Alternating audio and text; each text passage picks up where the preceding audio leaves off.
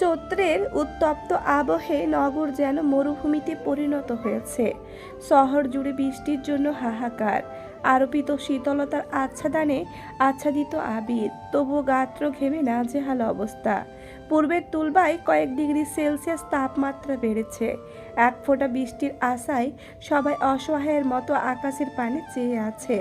অসহ্য গরমের জন্য আজ অফিসে একটু তাড়াতাড়ি ছুটি হয়েছে।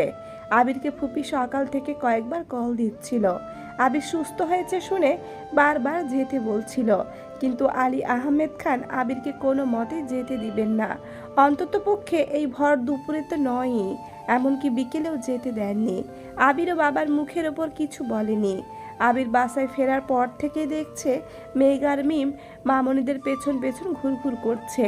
মামনিরা বারবার বারণ করছে দেখে আবির এগিয়ে গিয়ে শোধালো, কি হয়েছে তোদের? মিম চট করে বলল, ফুপু কল দিয়েছিল, আমাদেরকে বাসায় যেতে বলেছেন, কিন্তু আম্মুরা যেতে দিচ্ছে না। আবিরের কপালে কয়েক স্তর ভাঁজ পড়েছে। উদ্বিগ্ন কণ্ঠে বলল, ফুপি সকাল থেকে আমাকেও বারবার কল দিচ্ছেন, কোনো সমস্যা হলো কি না? আবির ফের জিজ্ঞেস করলো, মামনি তোমাদের কিছু বলেছে? তেমন কিছু বলেনি, শুধু বলেছেন তোরা যেন রাতে ওইখানে খাওয়া দাওয়া করিস। তোমাদের কিছু বলেনি? আমাদের শুক্রবারের দাওয়াত দিয়েছে, আবার বলল আসিফ আর আরিফকে পাঠিয়ে দাওয়াত দিবে, তোর আব্বুকেও কল দিয়ে বলবে বলল। আবির স্বাভাবিকভাবে বলল, আমি ভেবেছিলাম শুধু আমাকে কল দিচ্ছে, সকালে বলছি বিকালে আসতে পারি, কিন্তু গরমের জন্য আব্বু যেতে দেননি, জোর করে বাসায় নিয়ে আসছে, রাতে ঝড় হতে পারে ভেবে তোর চাচ্চুও ওদের পাঠাতে না করলো। এদিকে আফা বারবার কল দিয়ে যাচ্ছে। তানবীরও কল দিয়ে বলল ওদের পাঠাতে। তানবীর নাকি কাজ শেষ করে ফুপির বাসায় যাবে। আচ্ছা, আমি ফুপির সাথে কথা বলছি, শুক্রবারে সবাই গেলে আজ তাহলে কারো যাওয়ার প্রয়োজন নেই, সেই বরং ভালো, তুই কথা বলে দেখ। আবির ফোন হাতে নিয়ে চলে যাচ্ছে। মেঘ কপাল গুটিয়ে আবিরের দিকে তাকিয়ে আছে। আবির একটু দূরে যেতে মেঘ দ্রুত আবিরের কাছে গিয়ে হাতে চিমটি কাটলো। আবির তাকাতেই মেঘ ফস করে শ্বাস ছেড়ে তাকালো। মেঘের চোখের পাপড়ি ঘন ঘন কাঁপছে। হালিমা খান, আকলেমা খান আর মিম তিনজনের নজরই মেঘের দিকে। মেঘ তড়ি ঘড়ি করে আবিরের থেকে কিছুটা দূরে সরে দাঁড়ালো। মেঘ চোখ মুখ গুটিয়ে কিছু একটা বোঝাতে যাচ্ছে। মেঘের ইশারায় বোঝানো কথা আবিরের বোধগম্য হলো না। পরপর দুইবার ভুরু নাচিয়ে নিঃশব্দে প্রশ্ন ছুড়ে দিল। মেঘ চাপা স্বরে বিড়বিড় করে বলল, আজ আইরিনের জন্মদিন, সে বায়না ধরেছে আজ আমাদের নিজে হাতে রান্না করে খাওয়াবে, তার জন্য ফুপ্পি বারবার কল দিচ্ছেন। আবির মৃদু স্বরে প্রশ্ন করল, তোকে কে বলছে? জান্নাত আপু। আচ্ছা, দেখছি কি করা যায়। আবির আলী আহমেদ খানের রুমে চলে গেছে। মেঘকে ডেকে আকলেমা খান জিজ্ঞেস করলেন, আবিরকে কি বলছিস? মেঘ হাসি মুখে বলল, দেখো কাকিয়া, ফুপিরা সবাই আমাদের বাসায় আসছে, খাওয়া দাওয়া করেছে, সারাদিন সময় দিয়েছে, প্রথমবার ফুপি আমাদের যেতে বলছেন, আমাদের কি যাওয়া উচিত না বলো? অবশ্যই উচিত, কিন্তু তোর আব্বু যে না করে গেল। আবির ভাই বড় আব্বুর সাথে কথা বলতে গেছেন, দেখবা বড় আব্বু রাজি হয়ে গেছে, তখন আব্বু আর কিছুই বলতে পারবে না। আকলিমা খান হেসে বললেন, তোদের মাথায় সারাক্ষণ শুধু দুষ্টুমি বুদ্ধি ঘুরে, তাই না? মেঘ আর মিম দুজনেই হাসছে। এর মধ্যে আবির বেরিয়ে এসে বলল, হাসাহাসি রেখে এখন রেডি হতে যা, কিছুক্ষণের মধ্যে বের হতে হবে। হালেমা খান প্রশ্ন করলেন, আবির তুই কি বাসা চিনিস? আচমকা এমন প্রশ্নে আবির থতমত খেলো, নীরবে ঢোক গিলল। মেঘ শান্ত স্বরে বলল, আজকাল বাড়িঘর চিনতে হয় না, বুঝেছ আম্মু? ফোন নাম্বার আছে, গুগল অ্যাপ আছে, কোনো না কোনোভাবে চলে যাওয়া যাবে। হালেমা খান আর কিছু বললেন না। মেঘ মিম আর আদিকে উদ্দেশ্য করে বললেন, চল চল, রেডি হতে হবে। আদি আমতা আমতা করে বলল, আমি আম্মুকে ছাড়া যাব না, তোমরা যাও। মেয়ে কপাল গুটিয়ে বলল, তুই কবে বড় হবি? মিম চল আমরাই যাই। আবিরের সহজ স্বীকারোক্তি, তোরা রেডি হয়ে আমাকে ডাকিস, ঠিক আছে? মেঘ আর মিম দুইজনে রুমে চলে গেছে। কিছুক্ষণের মধ্যেই মেঘ রেডি হয়ে গেছে। যথারীতি আবিরকে আর মিমকে দরজা থেকে ডেকে নিচে চলে আসছে। আবিরও রেডি হয়ে নিচে আসছে। মিম এখনো নামছে না দেখে মেঘ আবিরের ভয়ে চিল্লিয়ে উঠল, এই মিম তাড়াতাড়ি আয়। মিম রুম থেকে বেরিয়ে আসছে। পরনে বাসার জামা দেখে মেঘ রাগী কণ্ঠে বলল, এতক্ষণেও হয়নি তোর? আবির ভারী কণ্ঠে জিজ্ঞেস করলো, এখনো রেডি হোসনি কেন? মিম মাথা নিচু করে বলল, তোমরা যাও, আমি যাব না। আবির প্রশ্ন করলো, যাবি না কেন? আমরা অপেক্ষা করছি, যা রেডি হয়ে আয়। মিম চাপা স্বরে জানালো, আমার যেতে ইচ্ছে করছে না, আমি যাব না। আকলেমা খান রাগে কটকট করে বললেন, এতক্ষণ তো যাওয়ার জন্য দুই বোন বাড়ি মাথায় তুলে ফেলছিলি, এখন কি হলো? আবির মেঘের দিকে তাকিয়ে প্রশ্ন করলো, তুই কিছু বলছিস? মেঘ থতমত কণ্ঠে বলল, না আমি কিছুই বলিনি। মেঘ মিমকে উদ্দেশ্য করে বলল, এই মিম, কি হয়েছে তোর? চল না যাই, অনেক মজা হবে। আপু তোমরা যাও প্লিজ, আমার ভালো লাগছে না। আকলেমা খান কিছুটা রেগে বললেন, থাক, ওরে আর তেল মারতে হবে না, তোরাই বরং যা। আবির গাড়ির চাবি মামনিকে দিয়ে বলল, দুইজন গেলে গাড়ি নেওয়ার কোনো প্রয়োজন নেই, চাবিটা রেখে দিও। আবির, গাড়ি নিয়ে যা, তোর আব্বু বা চাচ্চু শুনলে রাগ করবে। আবির গম্ভীর কণ্ঠে জবাব দিল, ফুপিদের বাসা পর্যন্ত গাড়ি নাও যেতে পারে।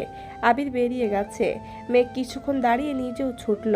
মিম মুচকি হেসে দরজার পানে তাকিয়ে মনে মনে বলল, তোমাদের দুইজনের মাঝে আমি কাবাব মে হাড্ডি হতে চাই না। আবির রিস্কা ডেকে নিজে উঠে তারপর হাত বাড়িয়ে মেঘকে উঠালো।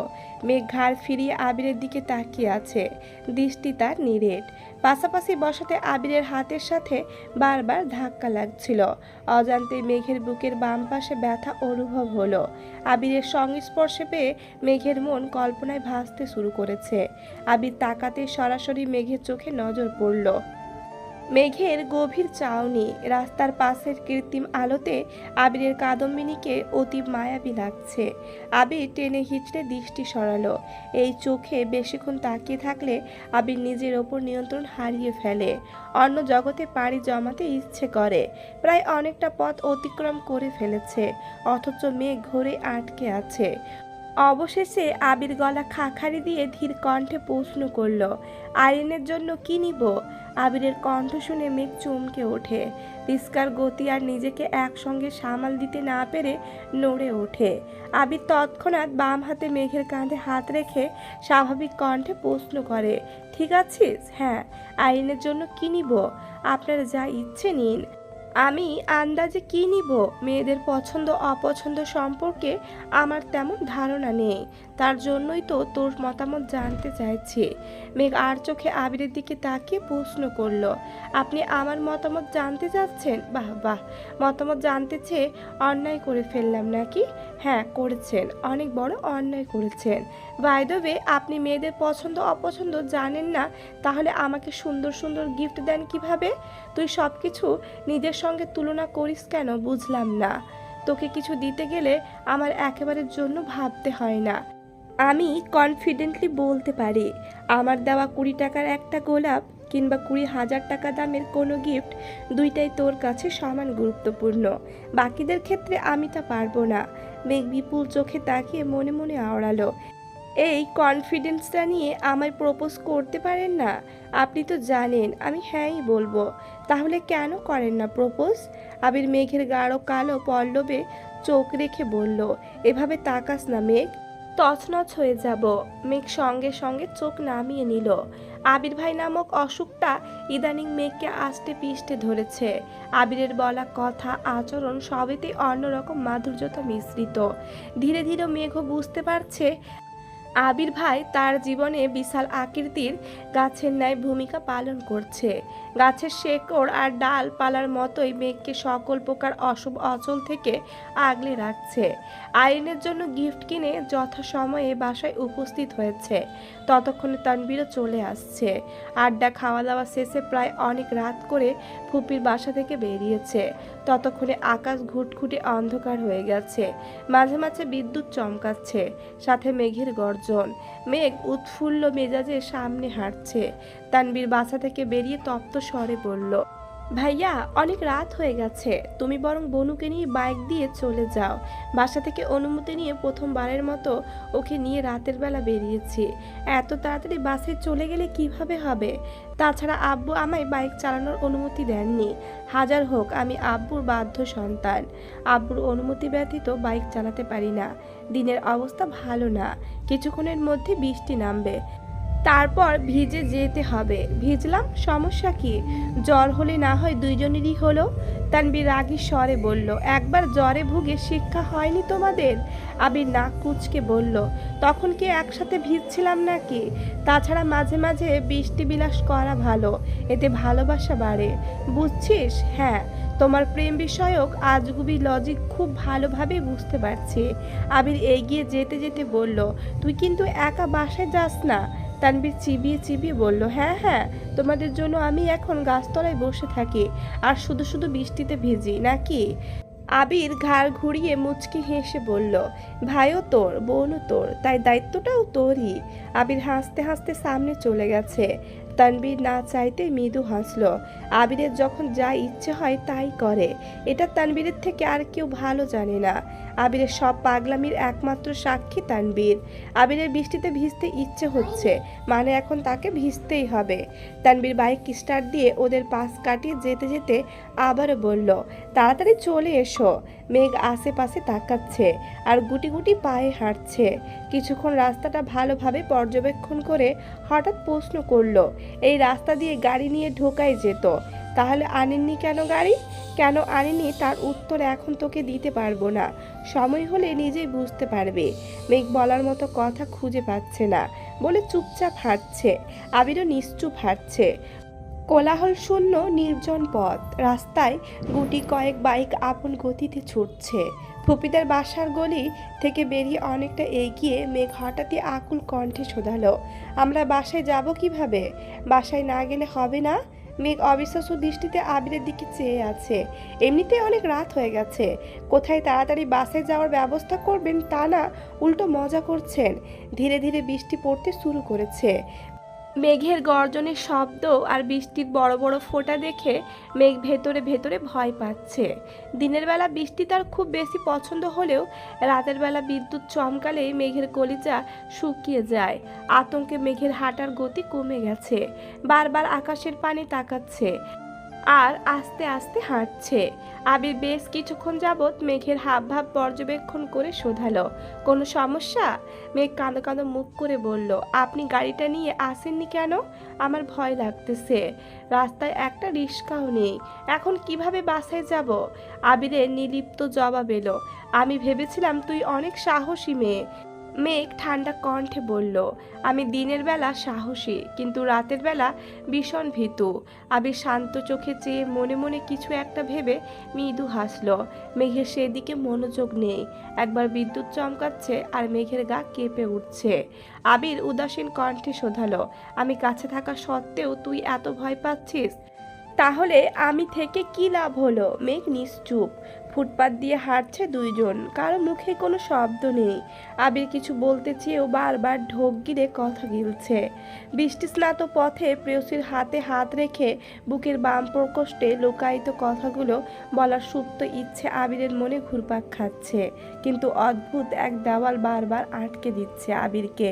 পরিবার নামক বেড়াজালে আবির আবদ্ধ হয়ে আছে।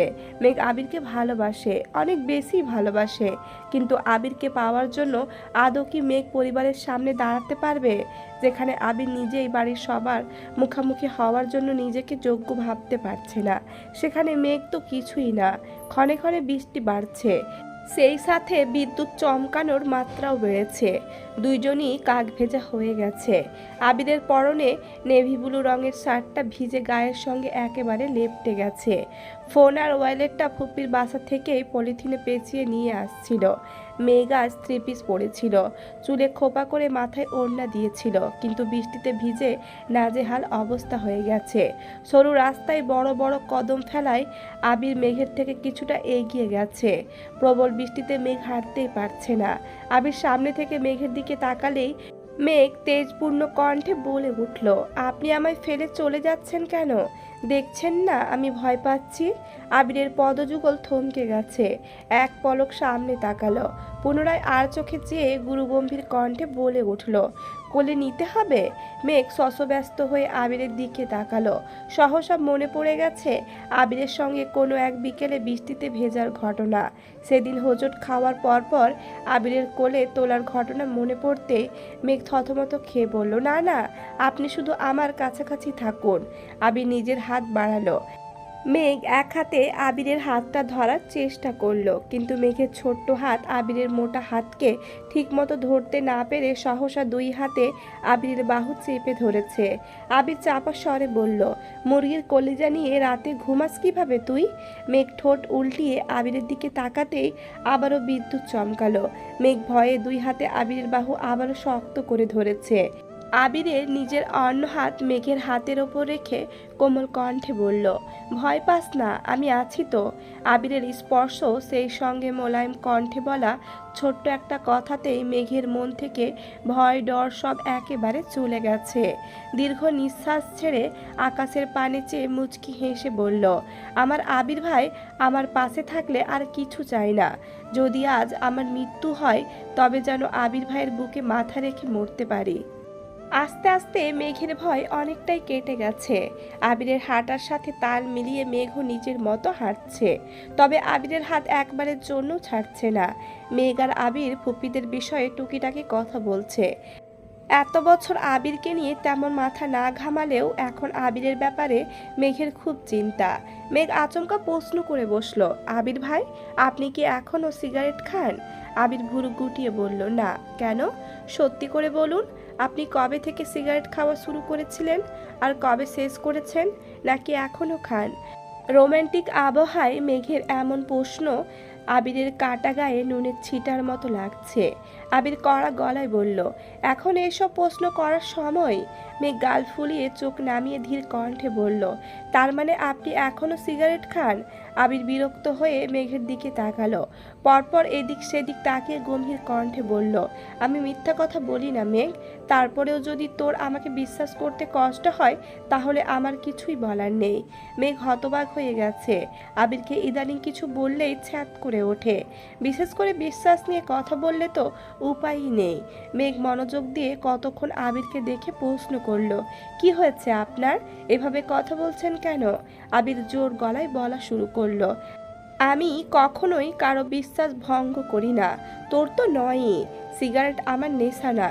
যখন কোনো বিষয়ে খুব বেশি রেগে থাকি, দিশা বিশা পাই না, তখন একটু আধটু সিগারেট খেতাম, এইটুকুই।